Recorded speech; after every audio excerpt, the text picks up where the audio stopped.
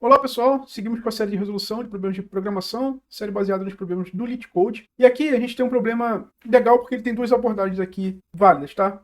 O problema é o seguinte, pessoal, existe uma fila de estudantes que cada um prefere um tipo de sanduíche, tá? E aí o tipo de sanduíche é designado aqui pelo 1 e pelo 0. E o estudante só come o sanduíche daquele tipo. E tem uma pilha de sanduíches. Qual é a regra do problema?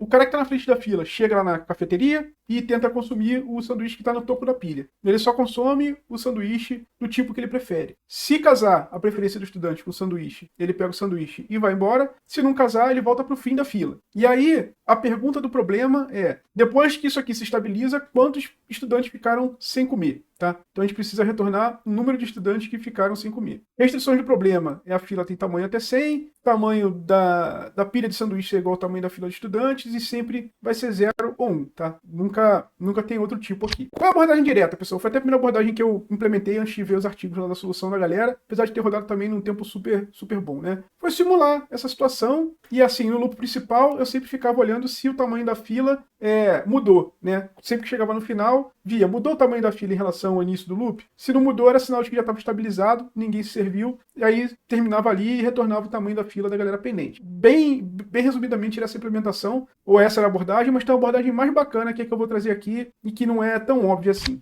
Pessoal, qual é a pegada dessa abordagem, né? É que a gente tem aqui a pilha de sanduíches, a gente vai apontar o sanduíche que está no topo da pilha, vamos dizer assim, né?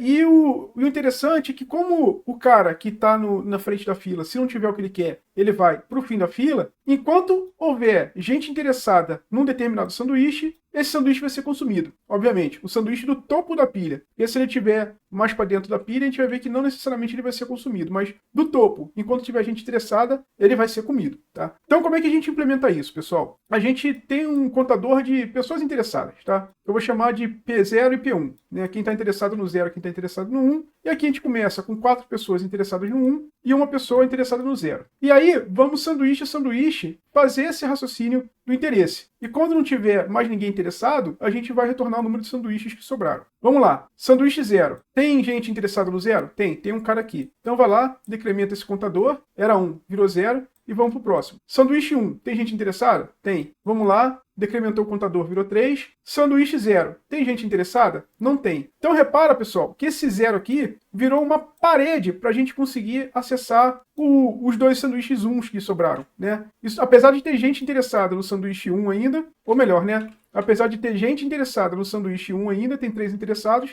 esse 0 aqui virou uma parede e a gente não vai conseguir transpor essa parede. Então a gente vai lá e retorna P1, P0 mais P1, que vai dar 3, e essa é a resposta do nosso problema, tá? Invertendo aqui um pouquinho a ordem da complexidade desse algoritmo, pessoal, repara que a gente tem aqui um for para cada sanduíche. Então, se a gente chama, sei lá, isso aqui de M, isso aqui de N, tá? A nossa complexidade de execução, a gente precisa contar todo mundo aqui, que vai dar O de M, a gente precisa passar por todo o sanduíche, que vai dar O de N, então é O de M mais N, que é importante, é tempo linear, né? E espaço adicional, quanto a gente usa? A gente vai basicamente ter umas variáveis de controle, que são aqueles contadores, né?